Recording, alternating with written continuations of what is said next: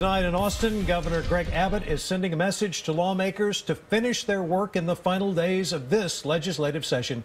Good evening, I'm Robert Hadlock. And I'm Shannon Wolfson. The warning comes after Lieutenant Governor Dan Patrick just announced if the House does not pass tougher restrictions on who can use which bathrooms, he will force the state into a special session next week.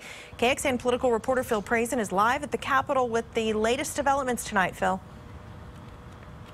Well, Shannon and Robert, the bill Lieutenant Governor Dan Patrick is holding hostage regulates all the doctors in the state of Texas. He just told reporters that he'll let the Texas Medical Board dissolve if Speaker of the House Joe Straus and the House of Representatives don't come closer to his views on what's become known as the bathroom bill. Earlier, the Texas House of Representatives passed a bill limited to public schools, requiring students in ISDs and charter to use the bathroom of their biological sex, and then the district can make limited exceptions. The transgender community said it was discrimination, but that bill wasn't good enough for Lieutenant Governor Patrick, who supports linking bathroom use to biological sex for all public buildings and reversing local bathroom ordinances like the one we have here in Austin. The people don't want us to come home with a job unfinished. They want us to stay here and get the job done. And so thanks to Joe Straus, we're going to have a special session that he created.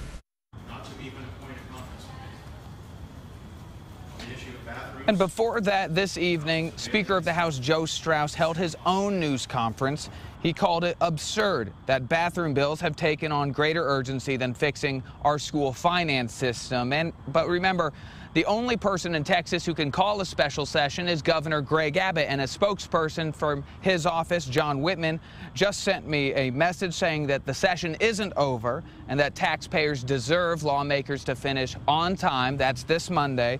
He also reminded everyone that only the governor can call a special session and only the governor decides what issues are covered in a special session. But if the legislature doesn't pass the state budget or continue the Texas Medical Board, Governor Abbott may be forced to call a special session next week. Live at the Capitol, Phil Prazen, KXAN News. Some tough new abortion restrictions are now on their way to the governor's desk.